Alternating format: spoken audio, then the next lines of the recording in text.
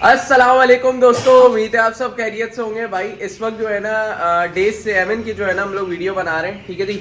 और आज जो है ना हम देखेंगे कि हमारे चूज़ों का वेट में क्या मतलब फ़र्क आया, ठीक है।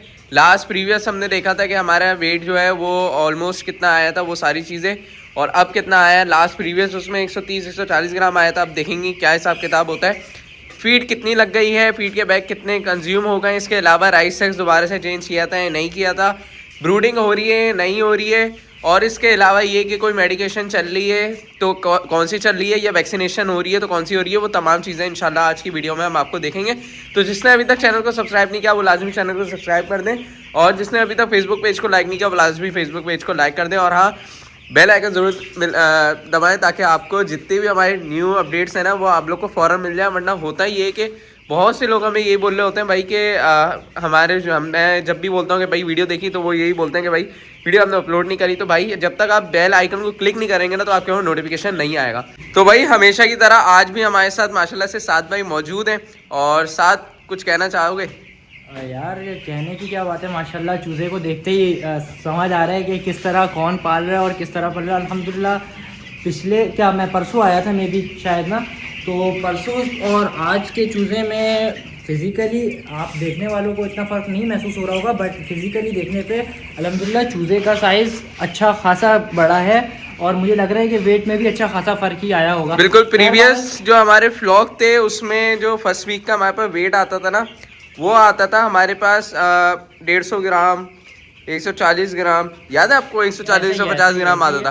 बट तो अभी हमारा 5वें-6ठे दिन पे मे भी हमने जो वेट किया था वो 140-150 ऐसे ही एवरेज बन रहा था। तो अभी एक काम करते हैं ना, 2-3 चूजे पकड़ते हैं, उसके बाद इंशाल्लाह वेट चेक करते हैं। बाकी इसके अलावा भाई फीड की अपडेट ये करूं कि फीड ख़त्म हो गई थी एक बैग, और दूसरा बैग था जो कि दूसरे बैग का भी वज़न कर लेते हैं। साथ एक काम करो ना, मशीन खोलो यार। तो बाकी भाई एक भाई ने कमेंट किया था क्वालिटी बहुत उधम नेक्स्ट लेवल है, तो भाई जज़ाकल्लाह। जाहिर सी बात है जब चीज़ें आप लोग के लिए अपडेट कर रहे हैं तो चीज़ों में फ़र्क आएगा। तो भाई राइस सेक्स की कंडीशन ये है कि आप लोग के सामने ये जो है रैकिंग करता हूँ, उसके बाद जो है नया एडिशन कर देता हूँ ताकि जो भी हमारे पास केकिंग बन रही होती है ना वो हट जाती है। बाकी अब जो है ना इंशाल्लाह 1-2 दिन में हैंग करना भी स्टार्ट करना है इनके फीडर्स को। और अभी इस वक्त साथ ने मशीन खोल दी है, वेट चेक कर लेते हैं भाई कि फीड का वेट ऑलमोस्ट हमारे पास जो बची हुई है ना फीड वो बची हुई है 5.5 किलो समझते हैं इसको हम, 5.5 किलो। और अभी जो तकरीबन आप ये समझें कि सुबह में मेरे पास तीसरा बैग खुल जाएगा, उसमें भी मेरे हिसाब से थोड़ा बहुत खुल ही जाएगा। अभी देखें बैटरी डाउन हो गई यार। तो बहरहाल साद भाई ये बताएं कि प्रीवियस उसमें सवाल आया था कि चूज़ों के हवाले से बिल्कुल चूज़े अवेलेबल हैं बुकिंग के लिए, तो वो आप दोबारा से बता दें। मैं तो यकीन कर रहे हैं एक चीज़ बार बार बताता हूँ ना मैं बोर हो जाता हूँ, तो इसके हवाले से आप मुझे बता दें। चूज़े अवेलेबल हैं, आपको बताया हुआ है। रेट के ऊपर यही है कि रेट 19-20 होगा। देखिए अगर आप कम क्वांटिटी लेंगे तो आपको जो हमारा रेट होगा हैचरी का या जो गवर्नमेंट रेट होगा उससे आपको ऊपर ही मिलेगा। अगर आप 1000-2000 वाली क्वान्टिटी वाले हैं तो आपको रेट वही पूरे रेटों पे मिलेगा, वही रेट मिलेगा। तो भाई यही वाली बात है सारी। बाकी इंशाल्लाह एक काम करते हैं ना, दोबारा से मशीन ऑन करने की कोशिश करते हैं। ये गई हुई थी बेसिकली फार्म पे गई हुई थी, तो भाई ये देखें भाई। सो मतलब कोई मसले वाली बात नहीं है, हम नेक्स्ट वीडियो में वेट कर लेंगे। बट अभी अगर हम एस्टिमेट, अगर आप भाई अब अपने एस्टिमेट से बताएं चूज़ा देख के आपको क्या लग रहा है, किस एवरेज पे खड़ा होगा इस वक्त चूज़ा? देखिए चूज़ा मैं अगर अपने एक्सपीरियंस के मुताबिक बताऊँ ना तो ऑलमोस्ट अराउंड 200 के है ये, ठीक है जी। 170-180 ग्राम का एवरेज है। अब ये है कि भाई वेट चेक करेंगे जब मशीन सही होगी तो सारी चीज़ें पता चल जाएंगी। बाकी इसके अलावा ये कि यार ब्रूडिंग जो है ना मैंने ऑलमोस्ट शाम के वक्त ख़त्म कर दी है। अभी इस वक्त टाइम हो रहा है तकरीबन कोई साथ भाई टाइम बताओ यार। टाइम इस वक्त हो रहा है तकरीबन 8:15 का, 8:15 बजे का टाइम हो रहा है भाई। मोबाइल में दिखा दो ताकि पता चल जाए भाई। ये देखें भाई 8:15 बजे, इनके पास मोबाइल के टाइम ही साइड नहीं है। 8:15 बजे का टाइम हो रहा है, और उस हिसाब से जो है ना हमने ब्रूडिंग बिल्कुल छोड़ दी है। ये खिड़की खुली रहती है, सही है जी, ये आज से मैंने खुली रखी है। और ये जो पर्दे हैं ना ये रात के वक्त लगा दूंगा, ब्रूडर ऑन कर दूंगा। बाकी ये कंटिन्यूसली बंद होता है। दोपहर में ये खोलता हूँ और ये खोल देता हूँ ताकि जो है ना वेंटिलेशन होते रहे। बाकी अभी भी इस वक्त हम खड़े में तो कोई आपको ऐसा लग रहा है साथ के सफोकेशन हो रही हो, दम घुट रहा हो, तो ऐसी कंडीशन है? ऐसा नहीं है, बिल्कुल ऐसा नहीं है। देखिए गरमाइश है, लेकिन जाहिर सी बात है वो तो हीट तो होगी दोपहर की गर्मी, क्योंकि हमारे पास जो शेड ऊपर डला हुआ है वो उसका चादर का ही डला हुआ है। तो भाई ये वाली कंडीशन है। बाकी इसके बाद जो है ना, एक पॉइंट मुझे ये डिस्कस करना था। एक भाई ने मुझे कमेंट किया था कि 100 ब्रॉयलर चिक्स की फिजिबिलिटी के बारे में, कि मतलब कितनी फीड डलती है। तो मैं सबसे पहले आपको ये बता दूं भाई कि 100 ब्रॉयलर को जब आप पालते हो तो उसमें ऑलमोस्ट 7 बैग कंज्यूम होते हैं, अगर आपने 2 किलो से अबव वेट लेना है। तो बाकी भाई क्वालिटी कैसी लग रही है वीडियो की वो लाजमी आप लोगों ने बतानी है, ठीक है। रात के वक्त वीडियो बन रही है और माशाल्लाह से ही देख रहे हैं आप। तो ये वाली कंडीशन है। बाकी गला भी मेरा बिल्कुल बैठा हुआ हो रहा है। क्वालिटी आपने बतानी है। अच्छा, सर्दियों के मौसम में लोग एक गलती बहुत ये करते हैं कि अभी देखें ना टेम्परेचर मेरे पास कितना हो रहा है 30.6, लेकिन मेरे चूज़े कुछ इसमें हाँप भी रहे हैं। ये देखें, ये आपको हाँपते में नज़र आएगा। इसके अलावा इधर कुछ बर्ड्स हाँपते में नज़र आएंगे, ये देखें। तो भाई सर्दियों के मौसम में सबसे ज़्यादा बंदे गलती जो करते हैं ना वो ये करते हैं, साथ आपने देखा होगा जितने भी घरेलू पैमाने वाले होते हैं शेड को पूरा पैक कर देते हैं, बिल्कुल ऐसा ही है। और वो जो है वो नुकसानदेह, क्योंकि ठीक है। आपका जो ये राइस हक्स है इसमें गैस प्रोड्यूस हो रही होती है, जिसकी वजह से आपको बीमारियां फेस करनी पड़ेंगी। बिल्कुल भाई, एक चीज़ मैं आपको ये बता देता हूँ कि आप लोग ने बनानी सुना होगा या नहीं पता, एसआईटीज़ जो है ना बेसिकली जब हमारी इनकी बॉडी के अंदर पानी भरना शुरू हो जाता है, वो कब भरता है? जब इसके अंदर जो है ना, आप ये समझें कि राइस हक्स के अंदर गैस बन जाती है, वो गैस निकल नहीं पाती। जाहिर सी बात है, आपने शेड पूरा पैक किया हुआ है, अब गैस उड़ रही है। गैस मिसाल के तौर पे गैस तो नीचे है ना। मैं हमेशा से बोलता हूँ किसी को भी कि अमोनिया तो नहीं हो रहा, बोलते नहीं हो रहा, ऊपर नहीं पता चलता भाई। इस लेवल पे आप ऐसे बैठें जैसे मैं बैठा हुआ हूँ, और फिर फील करें कि आपको चुपती हुई कोई गैस फील तो नहीं हो रही। आपका बर्ड अगर मतलब आप ये समझें मिसबिहेव कर रहा है, इधर उधर भाग रहा है, छींके मार रहा है, सबसे पहले आपने अपने लीटर को चेक करना है। जब भी किसी शेड में कोई बंदा आता है ना, चाहे वो कंट्रोल शेड हो या ओपन शेड हो, वो अपने लीटर को सबसे पहले चेक करता है, उसकी ड्रॉपिंग चेक करता है कि भाई कोई ख़राब किस्म की कोई ड्रॉपिंग तो नहीं हो रही। तो सबसे पहले आपने ये चेक करना है, डेली रैकिंग करनी है। इसके बाद जो आपने नेक्स्ट स्टेप करना है ना भाई, वो ये करना है कि अगर राइस हक्स आपका गीला हो रहा है ना, अब देखें जैसे मेरा भी जो है ना, वो ऐसी बात नहीं है कि बिल्कुल ही सूखा हो, मेरा भी नम हो रहा है, लेकिन मैं क्या करता हूँ, इसको जो है ना अच्छे से रैकिंग करते रहता हूँ, पाँव से हिलाते रहता हूँ, ताकि वो जो है ना सूखते भी रहे। अब मेरा एडवांटेज क्या है कि मैंने शेड को अगर रात में पैक भी किया तो दिन में खुला रहता है। उसके अलावा ये भी अभी देखें रात तक खुला रहेगा। 12 बजे मैं खिड़की बंद करके बरूडा जला दूंगा, ताकि ये कि थोड़ा सा टेम्परेचर जो गिरता है वो मेंटेन हो जाए। बाकी अब क्या फ़ायदा होगा, मैंने रैकिंग करी, सही है। अब इसके अंदर से गैस निकलेगी, जब इसमें से गैस निकलेगी वो ऑटोमेटिकली ऊपर जब आएगी ना, तो ये जब खिड़की बंद होगी, वो सामने वाली खिड़की बंद होगी, पूरा शेड बंद होगा, तो क्या होगा, गैस निकल ही नहीं पाएगी, शेड के अंदर सर्कुलेट हो रही होगी। अब इस खिड़की का फ़ायदा क्या है, जब गैस उठेगी खिड़की से पुश होकर बाहर चली जाएगी। तो भाई ये सारी चीज़ें इस तरीके से आप लोगों ने देखना है अपने फ्लॉक को। और ये छोटी मोटी चीज़ें होती हैं, लेकिन यकीन करें इतनी काम आने वाली चीज़ें हैं ना ये, कि मतलब आपको बहुत कम जो है ना लोग ये बताएंगे। आपने बहुत सी वीडियोस देखी होंगी कंट्रोल शेड पे, फार्म पे आप विजिट कर रहे होंगे तमाम चीज़ें, लेकिन आपको ये चीज़ें नहीं पता चलेंगी। तो भाई मेरा मेहरबानी इस चीज़ को अवॉइड करें, क्योंकि ये एक जो है ना ये हल्की चीज़ नहीं है। खुदा ना खास्ता शेड के अंदर अमोनिया हुई, आपके पास एसआईटीज़ आ जाएगी, और एक दफ़ा आपके पास एसआईटीज़ आ गई ना, तो उसको जो है ना वो बड़ा मुश्किल होता है उसको कंट्रोल करना। तो बहरहाल इन चीज़ों को लेके चलें, क्योंकि जाहिर सी बात है सर्दियों में जो है ना फार्मिंग बहुत ज़्यादा जो है ना टिपिकल है। आपको वेट गेन तो अच्छा मिल जाएगा, लेकिन जो दूसरा इशू आएगा ना वो ये आएगा कि हमारे पास जो है ना बर्ड जो है ना वो ड्रॉपिंग कर रहा होगा और लीटर गीला हो रहा होगा। तो जाहिर सी बात है सर्दियों में लूज़ ड्रॉपिंग हो रही होती है थोड़ी। तो ये वाली चीज़ें देखा करें भाई, इस चीज़ के ऊपर आप लोग जो है वो थोड़ा सा टाइम निकाल के फोकस करें, ताकि आपको जो है ना चीज़ें पता चलते रहें। बाकी इसके अलावा बहुत से लोग मुझे मैसेजेस कर रहे हैं कि रेट कैसा बेहतर होगा, कब बेहतर होगा, तो वो सारी चीज़ें मैं आपको बता दूं कि देखें ये सारी चीज़ें डिपेंड करती हैं आपकी डिमांड और सप्लाई पे, ठीक है। अभी डिमांड कम है, ठीक है। अगर मैं बात करूं ना दूसरे उससे कंपैरिजन करूं तो डिमांड ऑटोमेटिकली हमारी कम हुई हुई है। जाहिर सी बात है अभी बीमारियों का मौसम है, हमारी जो है वो वुमेंस की मैं बात कर रहा हूँ, बीमारियाँ आई हुई हैं, जिसकी वजह से जो है हम बाहर का खाना थोड़ा अवॉइड कर रहे हैं। और आपने नॉर्मली सुना होगा एक आजकल वैसे भी वो चल रहा है चिकनगोनिया, तो चिकनगोनिया से जो है ना वो ब्रॉयलर को मिला दिया कि भाई इससे चिकनगोनिया हो रहा है। यार खुदा को माने भाई, ब्रॉयलर से चिकनगोनिया का ताल्लुक ही नहीं है बिल्कुल भी। अगर आप लोग बोलेंगे तो उसके लिए भी एक वीडियो बना दूंगा कि ब्रॉयलर से कौन कौन सी बीमारियां आती हैं ह्यूमंस के लिए, ताकि आप लोगों को पता चल जाए भाई कि ये बीमारियां आती हैं, इससे ये बीमारी का ताल्लुक ही नहीं है।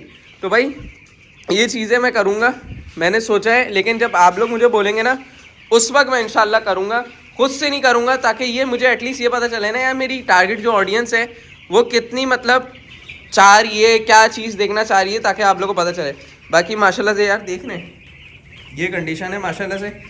किसी दिन इंशाल्लाह आपको दोपहर में भी वीडियो बना के दिखाऊंगा ताकि आपको पता चले कि यहाँ पे कैमरा रिजल्ट कैसा आता है। बाकी माशाल्लाह से ये देखें भाई, ये हमारा आ गया माशाल्लाह से ये टार्ज़न पार्ट 2। और ये देखें भाई माशाल्लाह से साथ में ये देखें गंजी मुर्गी, देखिए आपने, ये याद आया पहले बहुत होती थी यार, उसके बाद अचानक से गायब हो गई। पहले हमारे फ्लॉग्स में भी बहुत थी, 1-2 फ्लॉग्स में भी आई थी ऐसी गंजी मुर्गियाँ, और उसके अलावा ये ब्रीड भी बहुत ज़्यादा मशहूर हुई थी बीच में। हाँ, लेकिन ये तो बहरहाल ये ब्रॉयलर है। मैंने एक एग्जांपल दी थी कि इसी तरीके से गंजी मुर्गी भी होती है। और अब आप लोग मुझसे बोलेंगे कि अगर शेड के अंदर गैस हो तो उसको किस तरीके से करें, तो इसके लिए आप लोग ने कमेंट करना है।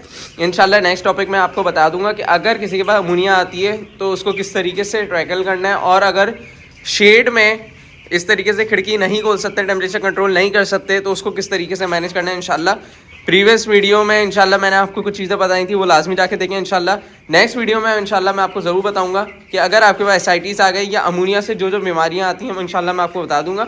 और कोशिश ये करेंगे कि इस दफ़ा जो है ना साथ सर्दियों की जो फार्मिंग है ना उसकी सीरीज इंशाल्लाह अलग कर देंगे ताकि ये जो है आसानी हो जाए। बाकी एंड में कुछ बोलना चाहोगे? सवाल ये है कि देखें आपने फर्स्ट 7 डे के ऊपर तो मेडिकेशन बता दी, सही, अब अगले 7 दिनों की मेडिकेशन कौन बताएगा? यार देखें अगले 7 दिनों की जो मेडिकेशन है ना वो मैं इंशाल्लाह डिटेल वाइज लेके चलूंगा ताकि ये कि पता चले लोगों को। भाई डिटेल की बात छोड़ें, यार देखें आज क्या मेडिसिन दी है आपने? यार आज कुछ भी नहीं है, सादा पानी चल रहा है कब से, तो मैंने स्टार्टिंग में भी जब यही बोला था कि भाई पानी सादा है। और अच्छा, कुछ लोग जो फार्म्स के ऊपर या कुछ ऐसे एरिया में कर रहे हैं जहाँ मीठा पानी मिलना बहुत मुश्किल हो जाता है, तो क्या खारे पानी के ऊपर ब्रॉयलर फार्मिंग की जा सकती है? यार देखें खारे पानी के ऊपर कर सकते हैं, लेकिन वाटर जो है ना वो पीएच और उसकी टेंडेंसी जो है ना वो चेक करते हैं TDS, ताकि ये कि हमारे पास पता चल जाए कि वाटर की क्वालिटी क्या है। जब तक वाटर की क्वालिटी नहीं पता चलती घरेलू पैमाने पे भी वाटर क्वालिटी चेक करनी चाहिए। कितनी TDS का पानी हम ब्रॉयलर को दे सकते हैं? देखिए ये डिपेंड करता है, ठीक है, TDS का पानी जो है कितना देना चाहिए और पीएच जो है नॉर्मल कितनी देनी चाहिए, वो बिल्कुल अलग टॉपिक है, लोगों को पता भी नहीं चलेगा TDS होती क्या है। फिर इसके अलावा पीएच के बारे में भी थोड़ा सा आई होप कि कुछ को पता होगा, लेकिन कुछ को बताना पड़ेगा। तो इसलिए जो है ना इंशाल्लाह कोशिश ये करेंगे नेक्स्ट उसमें आपको ये चीज़ पॉइंट आपको क्लियर कर दूंगा। लेकिन जो आपने बात करी ना कि पाल सकते नहीं पाल सकते हैं, पल सकता है। आप मेमन कोट चले जाएँ या कहीं भी चले जाएँ वहाँ पर पल सकता है। बहुत ज़्यादा खारा पानी अगर है तो आप जो है वो फ़िल्टर लगा के फ़िल्टर कर सकते हो, वो कोई इतना इशू नहीं है। बाकी इसके अलावा नॉर्मल जो है क्लोरीन वगैरह भी लेवल चेक करते हैं कि पानी के अंदर है ही नहीं है, वो तो नॉर्मल आपको होता है, बकरों वगैरह के लिए भी वही चल रहा होता है। तो पानी जो है ना पैरामीटर बहुत ज़्यादा इंपॉर्टेंट है घर पे लिए भी, लेकिन हम इसलिए भी सुकून से पाल रहे होते हैं विदाउट एनी टेस्ट। जो हम लोग कंज्यूम कर रहे हैं हमें पता है कि भाई इनटेक जो कर रहे हैं वो साफ़ पानी है, टैंक हमारे साफ़ हैं। इसके अलावा ये कि जो सप्लाई हो रही है वो साफ़ है, तो इसलिए जो है ना इनको दे देते हैं। लेकिन फिर भी जो मैं रिकमेंड करूंगा कि जो 1000-1500 भी पाल रहे हैं ना वो एटलीस्ट पानी का टेस्ट करवा देंगे। बाद में ऐसा होता है कि टंकी के अंदर चूहा मर गया या कुछ हो गया, वो खुदा ना खास्ता आपके पास जो है ना वो वायरस का बिल्कुल जरिया बन जाएगा। अच्छा, उसका रूट बन जाएगा। दूसरी चीज़ ये कि आपने ये तो बता दिया कि 100 चूज़ों के ऊपर 7 बैग लगेंगे। अब आप ये बताएं कि किस टाइम पे कौन सी फीड देनी है इनको, मतलब फर्स्ट 10 डेज पे कौन सी फीड है, उसके बाद कौन सी फीड है? और बहुत अच्छा सवाल है साथ। ये देखो सबसे पहले तो मैं आपको ये बताऊं कि शुरू में 100 चूज़ों के लिए 1 बैग हम प्री स्टार्टर यानी कि ज़ीरो का यूज़ करेंगे। उसके बाद 3 बैग जो है ना हम लोग ग्रोअर की यूज़ करेंगे, जिसको हम स्टार्टर बोलते हैं, सिनपीड में स्टार्टर चलता है, ठीक है जी। और इसके बाद जो रिमेनिंग 3 बच जाएंगे, ठीक है जी, रिमेनिंग 3 बच गए ना, उसमें जो है हम लोग जो है फिनिशर यूज़ कर लेंगे।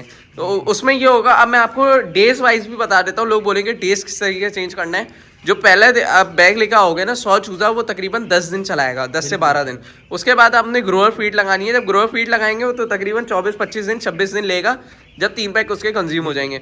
26 दिन के बाद आप जितना टाइम तक रखना चाहें उतने फिनिशर के बैग लगते हैं। बिल्कुल। 7 बैग का मैंने इसलिए बोला कि 2 किलो से अबव जो है इंशाल्लाह तकरीबन वेट मिल 2200 जाएगा ग्राम तक के लिए हम 7 बैग इंशाल्लाह। अच्छा, आप कौन सी कंपनी रिकमेंड करते हैं फीड के लिए? या देखें कंपनी सब मैं रिकमेंड करता हूँ, जितनी भी डिटेल्स बनी हुई है ना सारी कंपनियां। आपके माइंडसेट से, आपके पॉइंट ऑफ व्यू से कौन सी कंपनी सबसे ज्यादा मैं उसको रिकमेंड करूंगा जो आपके एरिया से करीब हो, जो आप ये समझें कि आपके फार्म के सराउंडिंग अच्छा FCR मिल रहा हो। काम कर रहे हैं अल्हम्दुलिल्लाह, तकरीबन आप पिछले 1 साल में अच्छे खासे व्लॉग्स कर चुके हैं, तो आपने सिंध भी इस्तेमाल कर ली, आपने मरजान भी इस्तेमाल कर ली, तो आप बताएं कि अगर देखें हमारे पास कराची के अंदर अवेलेबिलिटी मेरे ख्याल से मरजान और फीड सिंध, जो मैंने 2 मिल्स देखी हैं, तो इन दोनों में कंपैरेटिवली कौन सी बेहतर है? देखिए दोनों अपनी जगह है। एक वक्त आया था कि जब जो है वो थोड़ी सी सिंध जो है बहुत ऊपर हाइप पे गई थी, फिर मरजान भी गई है, लेकिन ये कि ओवरऑल में अगर मैं बात करूं कंपैरिजन नहीं है दोनों का, किसी की चीज़ का कंपैरिजन नहीं है। दोनों एक नेक्स्ट लेवल पे हैं। दोनों क्या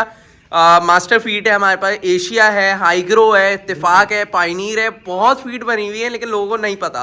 तो कहने का मकसद ये कि देखें जो अवेलेबिलिटी होती है ना, जो आपके जहाँ से बेहतर लगता है आपको रेट जो है वो बेहतर लगते हैं, आप उसकी तरफ जाएं। ये सवाल होता है ना कि यार हम ये वाली फीड दे रहे हैं, इस पे चूजे की प्रोग्रेस नहीं आ रही, ये है, तो क्या फीड मैटर करती है? देखें बिल्कुल मैटर करती है। बाज़ दफ़ा ऐसा होता है कि फीड जो है टेस्टिंग हो रही होती है, टेस्टिंग से मुराद ये कि अगर इंग्रेडिएंट्स चेंज होते हैं बिल्कुल, तो उस पर जो है ना फीड में थोड़ा असर आता है। या अगर आपने सही से उसकी जो है ना वो नहीं करी, कैलकुलेशन नहीं करी फीड के इंग्रेडिएंट्स की, जब फॉर्मुलेशन कर रहे होते हैं तो उसमें थोड़ा सा इशू आता है। लेकिन जो आप ये समझेंगे जो फीड मिल वगैरह होते हैं ना, उनमें नॉर्मल छोटी मोटी चीज़ें आ जाती हैं। बाज़ दफ़ा ऐसा हो जाए फीड जो है प्रोटीन ज़्यादा हो जाता है, प्रोटीन बढ़ाने के चक्कर में जो है ना उसका थोड़ी सी इम्बैलेंस डाइट बन जाती है। लेकिन काफ़ी हद तक कदरे बेहतर है कि अगर हम जो है किसी और से ख़रीदें, तो इसलिए मैं रिकमेंड करूँगा कि जो टॉप की फीड मिल्स हैं ना उन पे आप बाइंग करें, जैसे मरजान, इत्तेफाक, हाईग्रो, जितनी भी मैंने आपको नाम बताई सिंध फीड वगैरह, उनकी तरफ जाएं। ऐसा नहीं है कि लोकल अगर आपने उनसे ले ली, फॉर एग्जांपल मैं काम कर रहा हूँ, मैंने एक फीड मिल खोली और आपने मुझसे ले ली, नहीं। जब आपको पता होगा इनके बारे में कि भाई ये नहीं यार जाइंट हैं, अपनी फार्मिंग खुद कर रहे हैं और बेहतर है, उनकी तरफ आप जाएँ, ज़्यादा बेहतर है। तो नेक्स्ट सवाल इंशाल्लाह नेक्स्ट किसी और वीडियो में कर देंगे भाई। और साथ भाई तो माशाल्लाह से फुल तैयारी करके आते हैं, मुझे लगता है रजिस्टर में नोट करके आते हैं, वैसे से मुझे सवाल करना है इससे बस।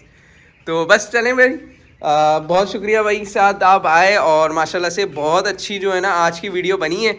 अब आपने कमेंट करके बताना है कि आपको कैसी लगी और अब आपको कैसी वीडियो चाहिए। अगर हम इस तरीके से वीडियोस बना रहे हैं तो वो क्या सही है या नहीं है, तो वो भी मुझे कमेंट करके लाजमी बताइएगा। मिलते हैं इंशाल्लाह नेक्स्ट किसी और एपिसोड में, जब तक के लिए मुझे इजाज़त दीजिए। अल्लाह हाफिज़।